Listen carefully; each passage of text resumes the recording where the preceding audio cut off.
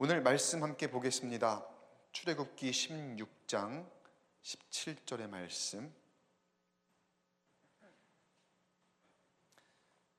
출애굽기 16장 17절, 18절 두 절의 말씀을 우리 함께 한 목소리로 읽겠습니다. 시작.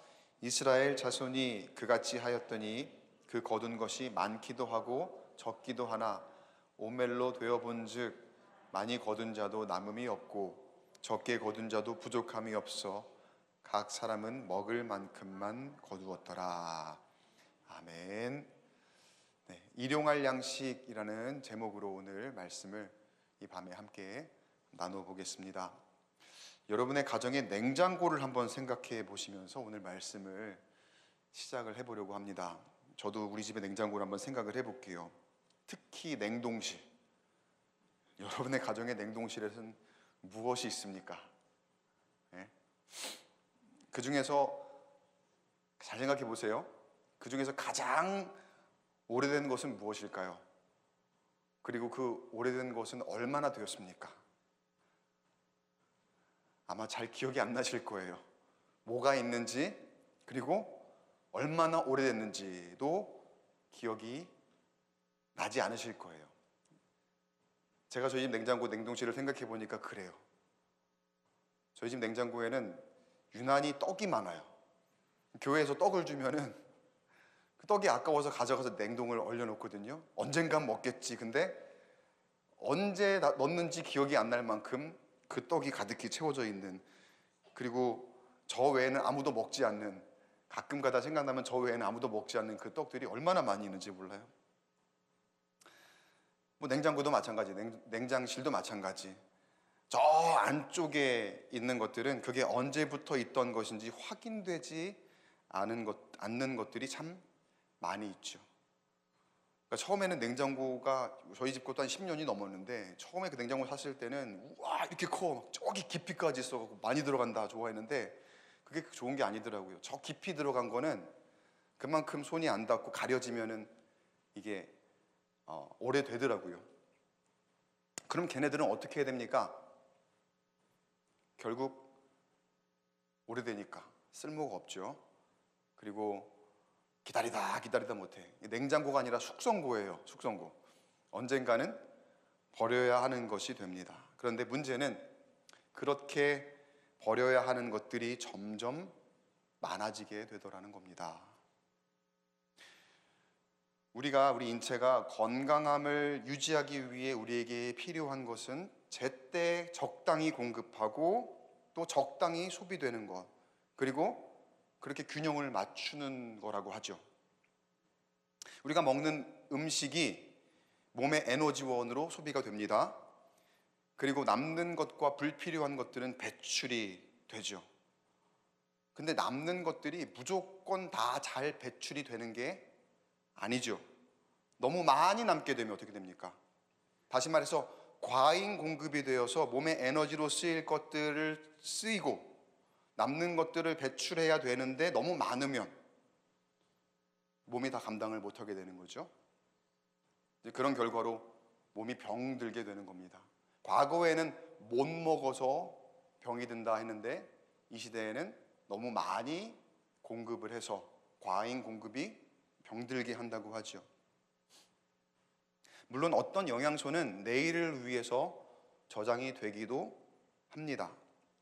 그러나 그것도 금방 소모되는 저장이지 영원히 저장해놓고 쓰는 어떤 에너지원이라는 것은 없습니다. 결국 뭡니까? 우리 몸도 매일매일 순환이 되는 거잖아요. 순환. 그러니까 잘 순환이 되어야지 그게 건강한 몸이라고 하잖아요. 잘 돌아야 됩니다.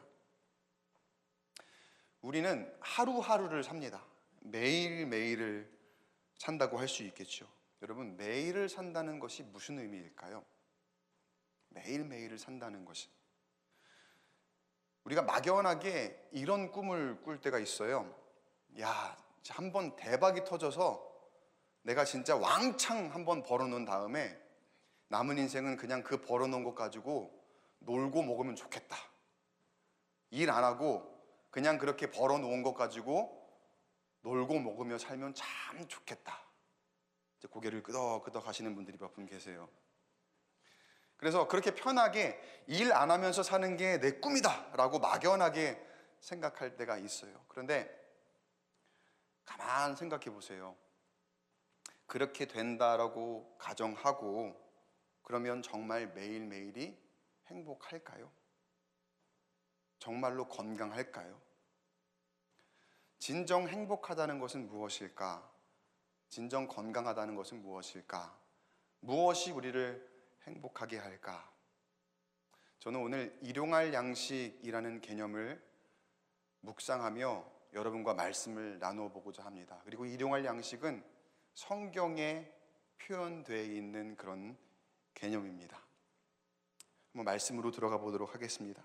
이스라엘 백성들이 이집트를 탈출해서 2개월하고 15일이 되었습니다. 약속의 땅을 향해서 가는 길 위에서 이야기이고 그 배경은 지금 광야입니다.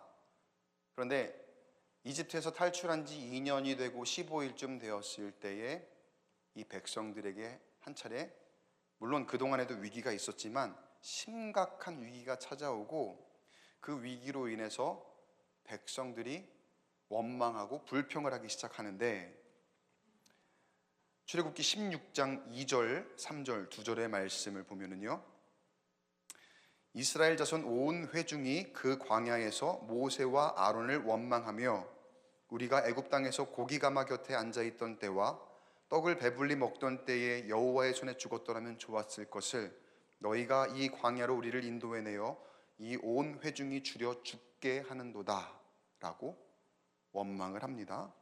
모세와 아론을 원망하고, 결국 이 원망은 모세가 이제 요 말을 해석하기를 이거는 사람을 원망하는 것이 아니라 너희들은 하나님을 원망하는 것이다, 나중에 이렇게 직권 해석을 하죠.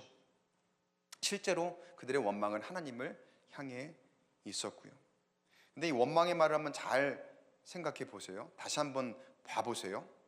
이 말을 들으면 여기에 애굽 땅에서 고기가마 곁에 있었고 떡을 배불리 먹던 때가 있었다라고 이야기를 하는 걸 들어보면, 이 말만 들으면 마치 이집트에서 그들이 아주 좋았던 것처럼 들립니다.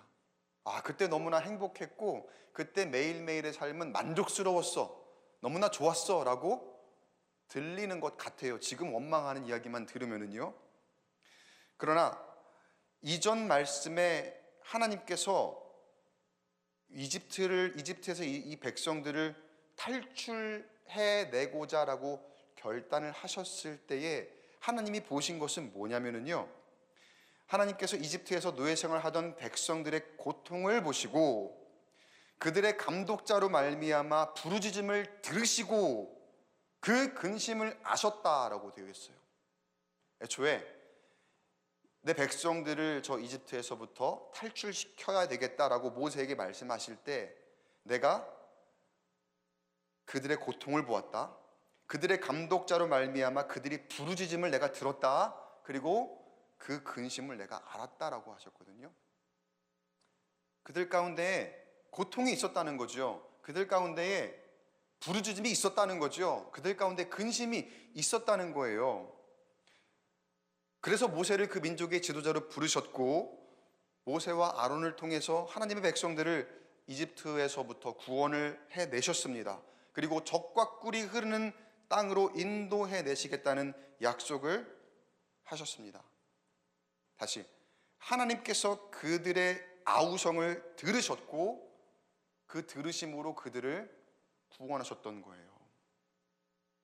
사랑하는 성도 여러분, 하나님은 들으십니다. 믿으십니까? 언제나 우리를 보고 계시고 우리의 필요를 아십니다. 하나님께서 선한 길로 인도하심을 믿으시기 바랍니다. 이집트에서 힘들어하는 백성들의 모습 또한 하나님께서 보고 계셨어요. 그리고 그들을 구원해내시고 새로운 길, 젖과 꿀이 흐르는 새로운 땅으로 향하도록 언약을 주셨다는 거예요. 근데 그 가는 길이 조금 평탄하지는 않았죠. 그랬더니 지금의 현실의 어려움으로 인해서 무엇을 잊어버렸습니까? 언약을 잊어버립니다. 그리고 은혜를 잊어버립니다. 분명히 그들의 아우성을 들으셨는데, 그래서 나왔는데 지금의 현실 안에서 좀 어려워지니까 감사가 원망이 되고 불평이 되어 있더라. 적반하장, 우리가 거기 있을 때 마치 뭔가 되게 좋았던 것처럼 그렇게 원망하고 불평하는 모습이 있지 않습니까? 그런데 이런 모습이 우리 연약함 가운데 똑같이 있습니다. 우리도 언약을 잊어버려요. 은혜를 잊어버립니다. 우리 입술로는 찬송하죠. 지금까지 지내온 거 주의 크신 은혜라 찬송합니다. 그리고 지금까지, 지금도 앞으로도 함께 계실 에베네셀 하나님을 고백하죠. 그런데 우리 앞에 어떤 일이 닥치면 어떻습니까? 우리의 찬송과 우리 입술의 고백은 온데간데 없고 불평과 원망, 비난과 정죄, 그리고 남 탓하는 안타까운 모습만 남게 되더라. 우리 다시 한번 돌이켜보기를 바랍니다. 하나님은 우리를 향한 하나님의 언약을 주셨고 그 언약은 없어지지 않았습니다. 지금도 유효한 줄 믿습니다. 우리를 구원하시고 항상 우리를 지키시는 그 언약은 언제나 항상 우리와 함께 있다는 거예요. 근데 우리가 한 가지 오해하는 게 있어요. 그 언약이 우리를 위한 것이거든요. 그러니까 우리를 위한 것이니까 그 주권 또한 나에게 있다라고 생각하는 거예요. 분명 하나님은 그 언약을 우리에게 주신 건 맞습니다. 그리고 나를 위해 하나님께서 그 언약을, 약속을 지켜주실 것입니다. 그런데 그 때와 그 방법은, 그건 하나님께 달려있는 거예요. 하나님이 그 언약의 주인이시거든요. 그 하나님이 언약의 주권자가 되시는 거거든요. 근데 우리는 나를 위한 언약이니까 그거 내 때에 이루어져야 되는 거 아니에요? 그거 내 방법으로 이루어져야 되는 거 아니에요? 하면서 자꾸 하나님께 이렇게 해주세요, 저렇게 해주세요 하는데, 하나님이 아니야, 그건 아니야, 그 방법도 아니야, 내 때와 내 방법 때 가장 좋은 것 내가 알고 있어, 내가 지금 계획이 있어 라고 말씀하시는데, 그거 내 방법대로 안 되니까 하나님 이것도 원망, 저것도 불평, 왜 이렇게 안 해주시는 거예요? 라고 하는 그 이스라엘 백성들의 모습과 똑같은 모습이 우리 가운데 있더라. 그 약속의 주인은 하나님이라는 것에 대한 생각을 우리가 간과하더라는 거예요. 그리고 자꾸 우리가 하나님의 영역을 넘어서려고 해요. 그 방법 아니잖아요. 이 방법이 맞는 거 아니에요. 내가 지금 이렇게 괴로운데 이 괴로움을 이겨낼 수 있는 방법은 이것밖에 없다고요. 내가 지금 여기에서 다시 웃을 수 있는 방법은 이것밖에 없다고요. 내 생각을 자꾸 대더라는 거. 그러나 거기 여러분 무엇이 빠져 있습니까? 우리에게 여러분 인내가 필요합니다. 오래 참음의 열매가 필요합니다. 우리가 이 시대를 보면 참을성이 많이 없어진 것 같아요. 그러니까 일련의 현상들을 보면서도 우리가 느끼는 거지만 지금 우리 사회도 점점 그렇게 되는데, 여러분 미국에 가보시면은요, 처방전 없이 살 수 있는 진통제가 얼마나 많은지 몰라요. 그 페인킬러라고 하죠. 페인킬러. 그러니까 내가 조금이라도 이렇게 고통이 있고 아픈 것에 대해서 견디지를 못해요. 약을 먹고 그걸 잠재워야 되고, 그리고 의사들도 의뢰이 그냥 아프면 너무 참지 말고 그냥 진통제 드세요라고 그렇게 많이들 이야기하거든요. 물론 현대의학이 그 마취 그리고 무통으로 인한 그 수술이 가능한 것과 여러 가지 고칠 수 있는 것들로 인해서 정말 혁명적인 발전을 이룬 건 사실입니다. 그런데 거기에 너무 익숙해져 있다 보니까 우리의 세상 살아가는 풍조 가운데 참을성이 점점 없어지더라. 아픔이 있어도 그거를 참고 견디는 것에 대한 내성이 전혀 없이 그냥 아프면 표현해야 되고, 그냥 내가 힘들면 다 그걸 해소해야 되는 우리의 인내가 부족한 그런 모습들이 우리 가운데, 그것이 단순히 육신의 아픔뿐만 아니라 마음의 아픔에 있어서도 그냥 드러나게 되더라는 거예요. 근데 오늘 말씀 통해서 우리에게 하나님은 인내를 요구하시는 것 같아요. 오래 참음의 열매를 맺기를 원하시는 것 같아요. 우리는 어떻습니까? 우리는 그 언약, 그 약속의 주인이 모든 우리의 삶을 주관하시고 그 때와 기한과 또 방법을 주관하시는 하나님이심을 믿습니까? 그 믿음으로 맡기고 그 믿음 안에서 가장 좋은 열매를 맺으시는 저와 여러분 되시기를 주의 이름으로 간절히 축원합니다. 그 성령의 열매 안에서 때를 따라 부어주시고 채워주시는 주님의 은혜가 우리 가운데 있게 될 줄 믿습니다. 광야에서 백성들이 하나님의 그 언약을 잊어버리고 그리고 은혜를 잊어버린 가운데 하나님께서 그들을 보고 계시고 여전히 듣고 계시고 그리고 내가 함께 하고 있다라는 것을 다시 한번 알게 하시는데, 하나님은 얼마나 자비하신 분이십니까? 그러니까 연약한 백성들이 보여줘야 알잖아요. 우리처럼 보여줘야지. 그래서 다시 한번 내가 너희를 듣고 있다, 내가 너희 다 알고 있다라는 것을 다시 한번 알게 해주시며 말씀을 하시는데, 출애굽기 16장 12절 말씀 보면은요, 같이 한번 읽어볼까요? 12절 시작. 내가 이스라엘 자손의 원망함을 들었노라. 그들에게 말하여 이르기를 너희가 해 지을 때에는 고기를 먹고 아침에는 떡으로 배부르리니 내가 여호와 너희의 하나님인 줄 알리라 하라 하시니라. 아까 제가 출애굽기 16장 시작하면서 1절에 그들이 이집트에서 나온 지가 2개월하고 15일 됐다라고 알려준다라고 말씀을 드렸어요. 그 기간쯤 되었을 때면 이집트에서 탈출하면서 가지고 왔던 것들이 있었을 거예요. 동물도 잡았을 것이고 그 6월절 양들을 잡았었잖아요. 그 양들을 잡은 것들 다 이렇게 가지고 그때 만든 것들 가지고 어느 정도 먹을 것들이 있었을 거란 말이죠. 그러니까 2개월 15일쯤 되면 이제는 다 먹을 것들이 떨어지고 없어져 갈 때가 된 거죠. 그 사람 눈에 보이지 않습니까? 먹을 것이 줄어드는 것이, 이제는 없어지는 것이 보이니까 백성들이 동요하기 시작합니다. 그때 불안해하는 거죠. 그리고서 그때 원망이 시작되었던 것입니다.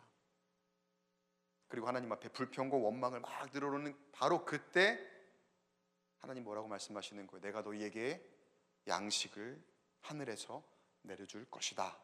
내가 다 듣고 있다. 내가 다 알고 있다. 그런데 여기에서 하나님께서 공급을 약속하시면서 하나님께서 백성들에게 하나님 당신의 일하심에 대한, 하나님의 일하심에 대한 너무나도 중요한 개념과 원리 하나를 말씀을 해주세요. 이게 오늘 말씀의 핵심입니다. 잘 들으세요. 그러면서 뭐라고 말씀하시냐면요, 4절 말씀 볼게요. 4절 같이 한번 읽어볼게요. 4절 시작.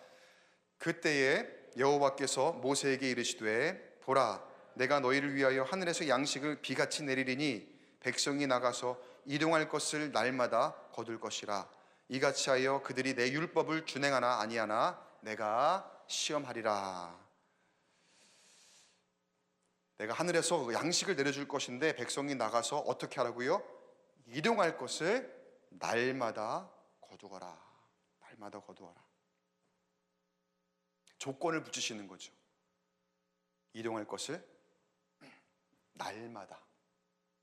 그리고 나중에 이제 안식의 개념을 설명하기 위해서 만 6일째에는 이틀치를 거두어라라고 이제 말씀을 하시는데, 오늘은 거기까지는 가지 않고 이동할 양식에 대한 개념만 말씀을 좀 드리려고 해요. 여기 여러분 하나님의 일하심에 아주 심오한, 오묘하고도 귀한 원리가 있습니다. 하나님은 여러분, 하나님 우리가 매일 살기를 원하세요. 매일매일 살기를 원하세요. 매일매일. 그래서 일용할 양식이라고 말씀하시는 거예요. 주기도문에서도 예수님께서 고백하신 그 일용할 양식이잖아요. 영어로 daily bread입니다. daily bread. 매일매일의 빵.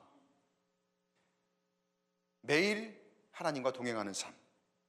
매일 하나님께서 공급하시는 것으로 살아가는 삶. 매일 하나님 앞에서 감사하는 삶. 매일 하나님의 은혜로 새로운 삶. 매일 하나님이 주시는 평강으로 행복한 삶. 매일매일 이런 것들을 누리기를 하나님이 우리에게 원하시는 것. 다시 말해서 여러분, 이 일용할 양식의 일용할이라는 것이 사실은요, 우리의 행복에 있어서 제1의 조건이라는 거예요. 매일매일 우리가 무엇을 할 수 있다는 것. 매일매일. 그런데 우리는요, 일용할 양식을 거부하고 무엇을 원하는 줄 아세요? 그건 당연한 거라고 생각하고 이익녀를 원합니다. 이익녀를. 남기기를 원하고, 많이 거두기를 원하고, 더 많이 거두기를 원하고, 또 쌓아두기를 원하고, 내게 더 많이 생기면은 창고가 부족하니까 창고를 하나 더 지어야 되겠다라고 하면서 더 쌓아둘 곳을 원하는, 그 예수님이 말씀해 주신 비유회처럼, 그 내용의 이야기처럼. 제가 서두에 냉장고 이야기했잖아요. 냉장고가요, 인류의 아주 위대한 발명이기도 하면서 또 한편으로는 최악의 발명이래요. 왜 그럴까요? 그러니까 우리 육신이 오랫동안 먹을 것을 저장해 놓고 살 수 있기에 좋은 것 같지만, 편안하고 또 오랫동안 좋은 것을 두고 먹을 수 있으니까 우리 몸의 건강을 위해서 참 좋은 것 같아요. 그런데 또 한편으로 생각하면 우리의 마음과 우리의 생각으로는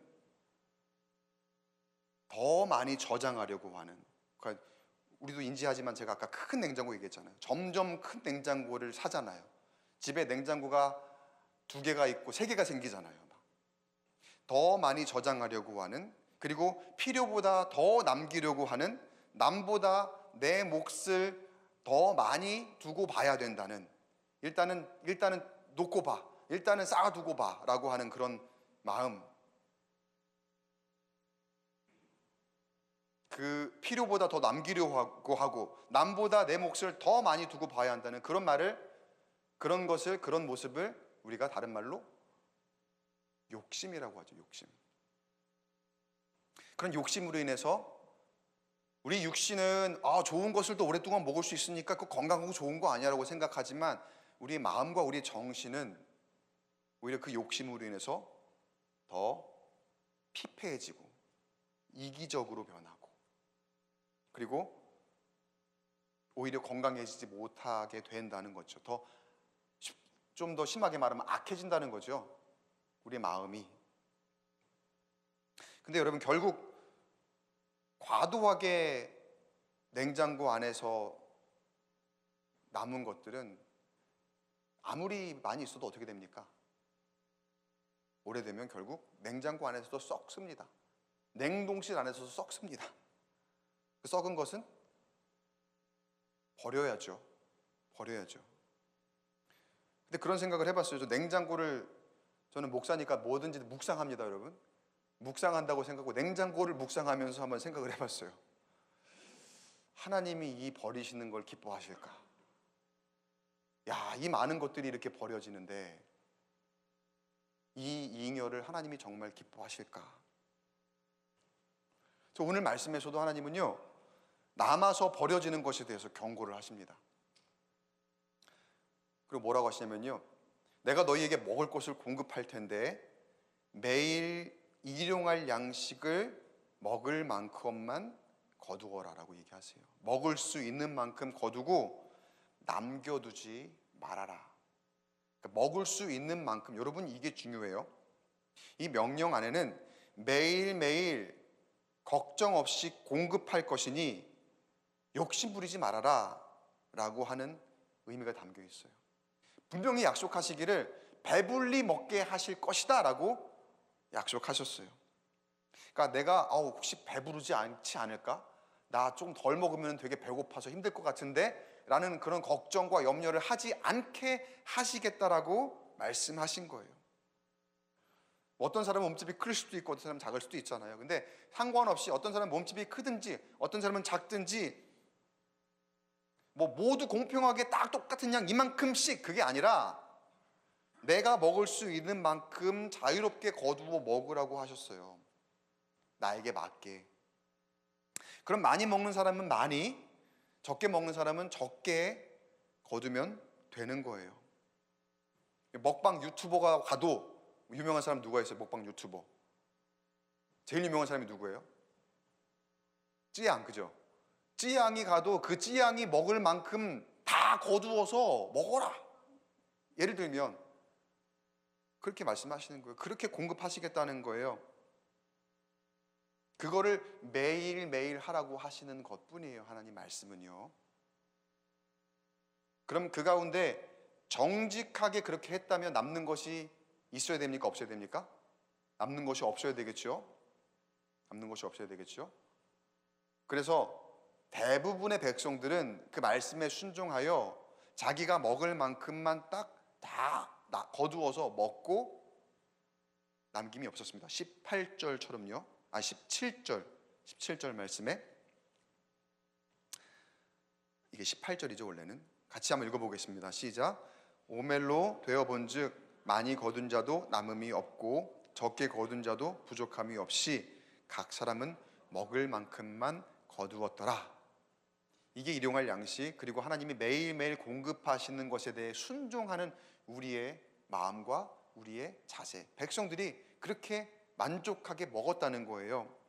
이게 하나님 보시는 이상적인 백성들의 태도와 행동입니다. 자, 그런데 어디를 가나 꼭 말 안 듣는 사람들이 있죠. 어디를 가든지. 여기에도 있었습니다.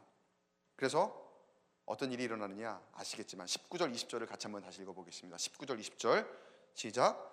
모세가 그들에게 이르기를 아무든지 아침까지 그것을 남겨두지 말라 하였으나 그들이 모세에게 순종하지 아니하고 덜어는 아침까지 두었더니 벌레가 생기고 냄새가 난지라. 모세가 그들에게 노하니라. 왜 말을 안 들었을까요? 무엇이 이들이 염려하게 했을까요? 왜 이들은 다음날 내가 먹지 못할까 걱정했을까요? 왜 남겼을까요? 욕심입니다. 욕심. 여러분, 우리가 욕심을 참 경계해야 됩니다. 욕심이 일상적으로 쓰이는 말이다 보니까 그냥 무심코 우리는 욕심에 대한 얘기를 하는데 사실 욕심이 굉장히 위험한 겁니다. 문제는 욕심이 목적이 없다는 거예요. 내가 어떤 목적성을 두고서 욕심 부리지 않습니다. 욕심에는 목적이 없어요. 일단 거두고 보는 거예요. 일단 쌓아두고 보는 거예요. 일단 더 가지고 보는 거예요. 그걸 어떻게 할지에 대한 목적과 활용의 어떤 이 목적성이 불분명합니다. 그게 욕심의 특징이에요. 오늘 필요할지 아닐지 따지고 생각할 것 없이 일단 더 많이. 이게 욕심이라는 거예요. 하나님은 분명하게 매일매일을 배부르게 공급하실 것이라고 약속하셨습니다. 그런데 욕심은 우리를 어디로 인도하는 거예요? 하나님이 배부르게라고 하셨어? 나는 그걸로 만족 못해. 나는 배가 터졌으면 좋겠어. 실제로 우리가 배부름을 넘어서 배 터지게 먹잖아요. 진짜 배가 터질 것 같으면 어떻게 하는 거예요? 이제 그때 남기는 거죠. 진짜 배가 터질 것 같으니까. 이 시대가 우리로 하여금 욕심쟁이가 되도록 유도하고 있습니다. 그렇게 그 길로 따라가면 우리는 하나님이 원하시는 매일의 삶을 살기가 참 어려워집니다. 성경은 분명히 경고하죠. 야고보서 1장 15절 말씀에 욕심이 잉태한 즉 죄를 낳고 죄가 장성한 즉 사망을 낳느니라. 이 욕심이라는 이 단어, 제가 아까 말씀드렸듯이 우리가 일상적으로 쓰니까 가볍게 여기는데 이거 굉장히 위험한 것이라는 거예요. 그리고 이 욕심을 제어할 수 있는 유일한 방법은 우리가 일용할 양식의 개념으로 삶을 살아가는 것. 날마다 매일매일 하나님을 의지하는 우리의 모습으로 주님이 주신 것으로 내가 살아갑니다라고 고백하는 것.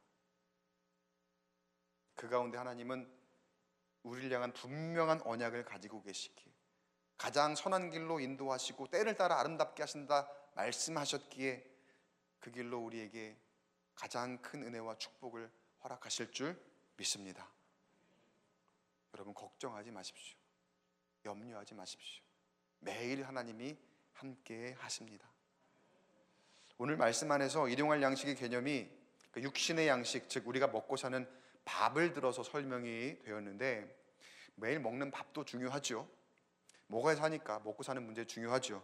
그런데 그보다 더 중요하고 귀한 것은 무엇일까요? 바로 영의 양식입니다. 영의 양식. 데일리 브레드, 매일의 양식이라 그랬잖아요. 근데 우리에게 공급해 주시는 매일의 양식이 있어요. 이 양식은 매일 먹어야 하는 것입니다. 덜 먹어도 안 되고 더 먹는다고 좋지도 않습니다.